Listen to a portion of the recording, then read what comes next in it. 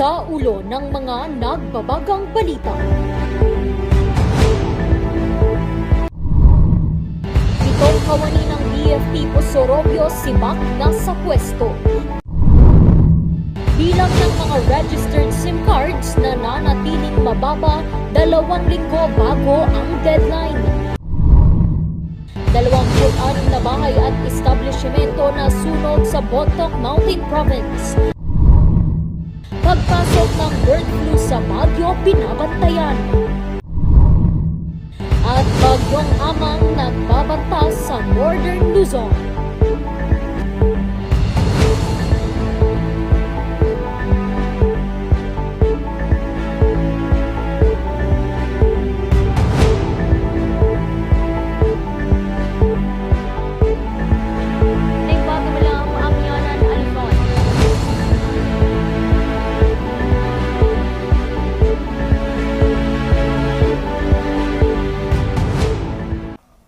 Naimbaga malam amyanan Luzon. Narito na ang mga bago at may init na mga balita. 2 linggo na lang bago ang deadline ng SIM card registration. Kaya tuloy pa rin ang mga hakbang ng mga ahensya ng pamahalaan para sa mga nais magparehistro. Magbabalita Charles Limon. Bago bumalik ng Thailand, ang OFW na si Lani nagpunta muna sa tanggapan ng National Telecommunications Commission Cordillera. Ito'y upang iparehistro ang kanyang SIM card. Actually po pwede naman sana online. Last time nung nakita ko yung hanggang April 26. Sabi ko, since uwi naman din kami ng Pilipinas, why not sa Pilipinas na lang? Kasi baka, alam niyo naman po ang sistema minsan nagkaka-encounter ka ng mga, di ba, may maraming questions or kaya ang dami pang hinahanap na ano. So, naisip ko na gawin na lang din dito. Mahalaga rin kasi ito upang makapagpadala siya ng pera sa mga kamag-anak. So, pag kasi kami sa ibang bansa. So, nagre-remit na kami through GCash. Kaya laking bagay raw na mayroong SIM card registration booth ang tanggapan. Very naman sila, yung pag-assist nila. Though nakita ko kanina na parang nag-struggle ata sila sa Wi-Fi. So, yun lang. We set up laptops for them and then the site is automatically available.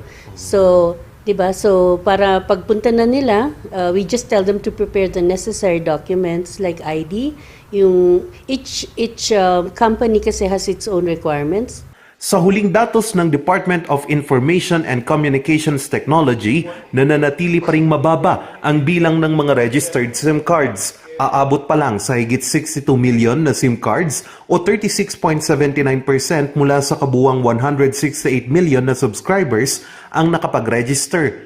Maliban sa NTC, katuwang rin sa SIM card registration ang Department of Information and Communications Technology.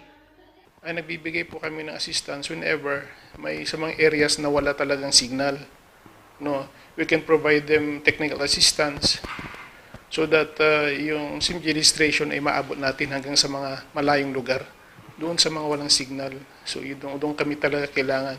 Dahil 2 linggo na lang ang natitira bago ang April 26 deadline, puspusan na ang kanilang rollout ng registration. Dito sa Mountain Province, we have this ang ABRA and sa almost lahat ng mga probinsya ng Cordillera Administrative Region dito sa CAR. Meron kaming mga serbisyo at ang ginagamit naming mga what we are using is our Tech for Ed Center. Upang malaman pa ang mga impormasyon tungkol dito, maaaring bisitahin ang mga websites ng 3 telecommunications company sa bansa. Maaari ring tumawag sa mga hotline ng DICT para sa mga katanungan. Pinag-iisipan pa ng ahensya kung i-extend ang deadline. Charles Nicolimon para sa Luzon Headlines. Higit 20 bahay at establishmento ang tinupok ng sunog sa Bontoc Mountain Province. Dahilan nito, patuloy pa ring iniimbestigahan. Magbabalita Jose Robert Inventor. Pasado 2:00 ng madaling araw, nagising ang mga residente sa Barangay Poblasyon sa Bontoc Mountain Province. Ito'y matapos na sumiklab ang isang sunog. Tumutunog yan, 6, 12, ganon. Pero I was so surprised na bakit at that time tumunog yung alarma na yan. So, talagang may emergency. Nagkanda kami ng fire suppression continuously. We exerted our own effort to combat the blaze of fire. Mabilis na kumalat ang sunog, tinatayang nasa 3,000 square meters ang lawak ng pinsala. Sa inisyal na report ng DSWD, aabot sa higit 20 bahay at mga business establishments ang nasunog. 187 individual o 70 pamilya ang apektado ng nasabing sunog na pansamantalang tumuloy muna sa All Saints Mission Evacuation Center sa bayan. Agad naman silang binigyan ng mga relief goods. Inaalam pa ng mga otoridad ang sanhi at kabuang danyos ng sunog. Jose Robert Inventor para sa Luzon Headlines.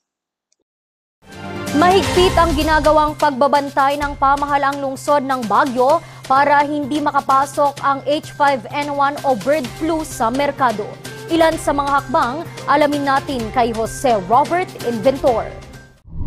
Abala sa pamimili ng manok ang grupong ito ng mga hotel and restaurant management students. Gagamitin daw nila kasi ito sa pagluluto ng pinikpikan. So parang ang ginawa lang namin, actually bukas pa yung function namin, kaya parang in advance lang namin siya para tomorrow pick up na lang. Upang masigurong malinis at sariwa ang mga sangkap na kanilang gagamitin, tinungo nila ang livestock section ng Baguio City Public Market. Mas mas safe po kasi like nagka-conduct naman kasi yung city natin, like nagka-conduct po sila ng for the inspection po ng mga like to avoid bird flu kasi. Isa sa mga nagtitinda dito si Manuel. Ang ilan sa mga manok na kanyang itinitinda ay inangkat pa mula Bulacan at Cavite. Pagtitiyak niyang ligtas umano mula sa banta ng bird flu ang kanyang mga ibinibenta. Mayroon po naman yung mga supplier namin, mayroon po silang may veterinary permit sila. Pinapakita naman nila at saka yung quarantine checkpoint, hindi nila may papasok yan kung wala silang safety passes. Pero dahil sa pabago-bagong panahon sa lungsod, kung minsan hindi maiwasang magkasakit ang mga ito. Panahon yung panahon dito sa Baguio, kung minsan malamig, di ba? Malamig, mainit yung pinanggalingan, magkakaroon. Yun kung kakatayan na lang. Kaya malaking tulong umano para sa kanilang mga livestock seller ang regular na pagbisita ng Baguio City Veterinary and Agriculture Office. In the meat market, we are also checking the meat inspection certificate as well as the certificate of meat inspection for frozen meat to all meat and meat products coming from the different provinces. Sa ngayon kasi, malaking hamon sa supply at demand ng manok sa bansa ang bird flu o H5N1. Kaya naglabas noong nakaraang taon ang Department of Agriculture ng Memorandum Circular No. 5 o ang guidelines para sa pagbabiyahe ng mga poultry products para sa surveillance ng nasabing sakit.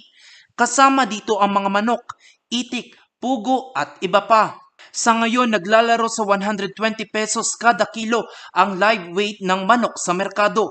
Binabantayan pa rin sa ngayon sa Cordillera ang probinsya ng Benguet at Kalinga matapos itong makapagtala ng kaso ng H5N1 noong nakaraang taon. Jose Robert Inventor para sa Luzon Headlines. Susunod, 7 kawani ng BFP Posorobio sibak na sa pwesto. Yan at iba pang mga balita. Abangan!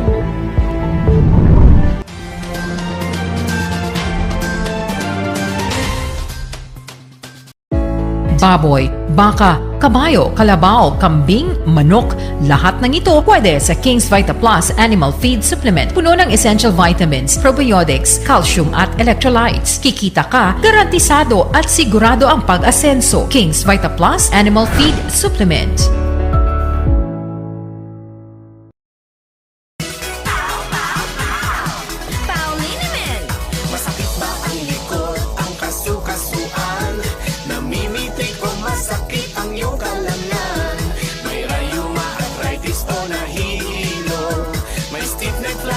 So masakit ang ulo sa Paulinimen, yung haway garantisado. Paulinimen, isang pahid ka lang. Dahil walang out sa PAO. bulok, maliliit at hindi ba malusog ang inyong mga halaman? Omega Green ang kasagutan. Ihalo lang ang 2 kutsara nito sa isang maliit na container at kaunting tubig. Pagkatapos ay ihalo sa knapsack sprayer at pwede na itong ispray sa mga pananim. Meron itong nitrogen, phosphorus, magnesium, copper at zinc na tumutulong sa pagpapaganda at pagpapabilis ng tubo, pagpapanatili ng nutrisyon, mas malagong mga dahon at panlaban sa mga sakit ng mga halaman. Hindi rin ito nakasasama sa kapaligiran. Pwede rin ito sa kahit anong klase ng halaman, mapa highland crops o lowland crops. Omega Green by Encam Agri-Marketing, the ultimate friend of farmers.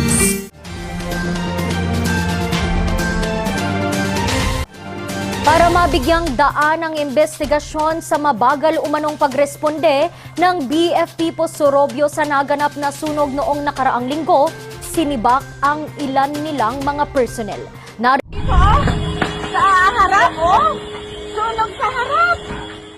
Sibak na sa pwesto ang 7 kawani ng Bureau of Fire Protection Posorobio, kabilang ang kanilang Municipal Fire Marshal na si SFO4 Randy S. Fabro. Ito ay para bigyang daan ang investigasyon sa umano'y naging mabagal nilang pagresponde sa naganap na sunog sa Barangay Poblasyon madaling araw noong April 4 kung saan nasawi ang mag-asawa at 3 nilang mga anak. Nauna nang inihayag ni Pangasinan Governor Ramon Monmon Gico III ang kanyang pagkadismaya sa BFP Posorobio. The officials, the relatives, the loved ones were asking so many questions. Why did the BFP responded late, very late? I don't know the facts, but 2 adjacent towns were ahead of the local fire department. Nauna pa sila. And then nung bubugahan na iaapulan na yung apoy, walang tubig, yung fire truck. Paliwanag ng bagong upong acting OIC ng BFP Posorobio na si Senior Fire Officer 3 Amante Batalaw. Ating fire truck na ay ang capacity lang po niya is 1,000 gallons. So, ang discharge capacity po ng aming nozzle ay nasa 250 gallons per minute. So therefore, in 4 to 5 minutes time, mauubos po talaga ang laman ng ating tangke. So hindi naman po unlimited po ang karga ng ating tangke, may limitasyon din naman po. Iisa lang din daw ang fire truck ng bayan. Dagdag pa niya, agad naman daw rumesponde ang mga nasibak na BFP personnels. With regards po sa reporting time po, accordingly sa base sa report, na-receive po ng mga kasamahan natin yung report at mayroon din po tayong na-review na nahagip po ng CCTV na nag-report sila ng 12:11. Now, at 12:15, nakalabas na po at napunta na po doon yung ating fire truck sa fire scene. So therefore, 4 minutes time lang po yung responding time po natin. Ang footage ay parte raw ng malalimang investigasyon. Kanila pa rin namang hinihintay ang resulta ng laboratory analysis para makumpirma ang sanhi ng sunog na nauna nang isinaad na dahil sa overcharge na e-bike. Kasama ni SFO3 Batalaw ang 8 pang bagong personnel na hahalili sa istasyon. Sinusubukan naming kunan ng pahayag ang dating OIC na si Senior Fire Officer 4 Fabro pero hindi pa siya sumasagot sa aming mensahe. Tumanggi rin naman munang magbigay ng pahayag ang BFP Region 1 hanggat hindi pa natatapos ang mga investigasyon. Randy Guzman para sa Luzon Headlines.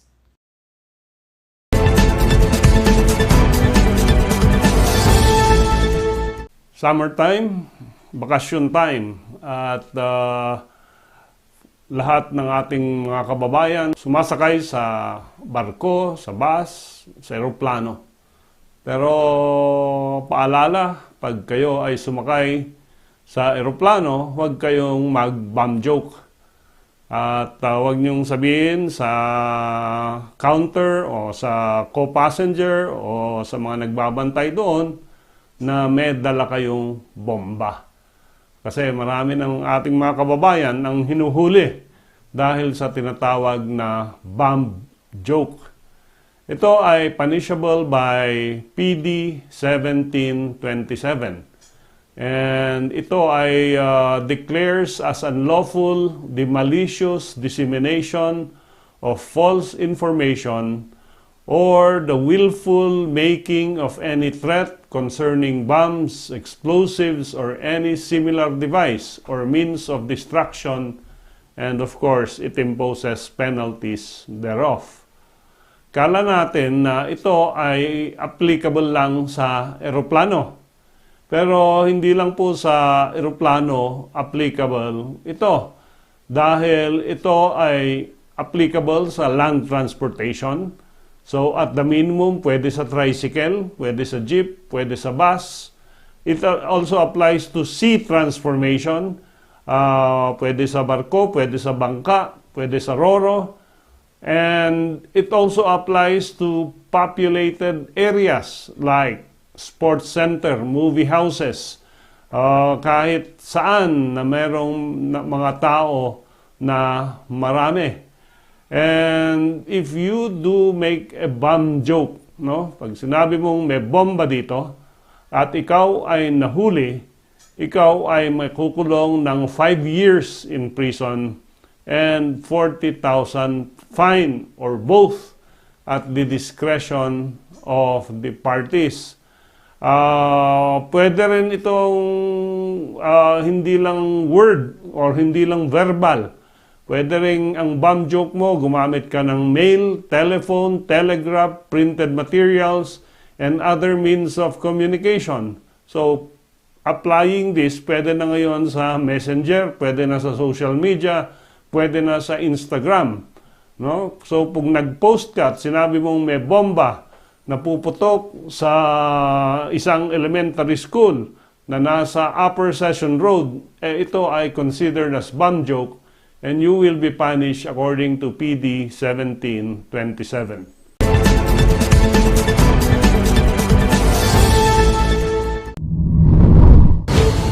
Susunod, Bagyong Amang nagbabanta sa Northern Luzon.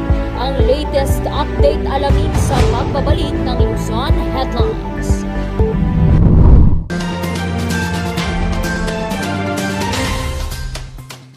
Sa milk ng batang 90s, tara't atin lang i-try. Ang batang 90s milk tea, di ka magsisisi, promise. Sa milk ng batang 90s. Bizarre Music offers a complete line of musical instruments.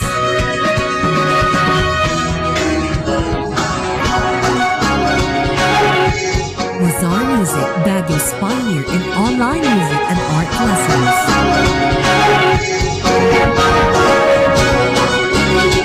Bizarre Music, bringing music closer to your hearts.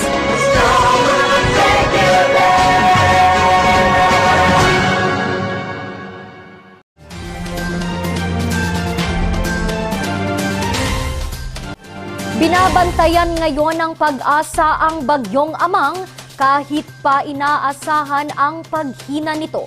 Magbabalik sa report, Charles Limon. Mula sa pagiging low pressure area, naging bagyo na ang binabantayang sama ng panahon sa timog silangang bahagi ng bansa. Pinangalanan itong Bagyong Amang. Landfalling ng ating binabantayang si Tropical Depression Amang, bali maliit ang tsansa. So, actually, Thursday or the early Friday will become low pressure area again. So, ibig sabihin, hindi siya masyadong threatening sa landmass natin. Sa huling monitoring ng Pag-asa, huli itong namataan 270 kilometers sa silangan ng Virac, Catanduanes. Taglay nito ang lakas ng hangin na umaabot sa 55 kilometers per hour at pagbugso na umaabot sa 70 kilometers per hour. Pero ayon sa Pag-asa, inaasahang hihina ito. Pag ganyan kasi maraming factor like yun nga yung easterly, so parang hindi siya masyadong ma-enhance, ano? And some factor din na pag may mga high pressure area, so halos para mabablangkan siya, no? Malaking tulong sana daw ang ulang dala ng bagyo sa pag-apula ng mga malawakang forest fire sa Cordillera.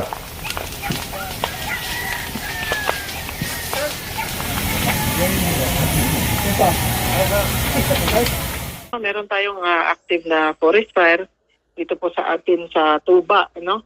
Sa ilang municipality din po ng Benguet, specifically Itogon and Kabayan, ay meron din po tayong mga naitatalang report ng forest fire.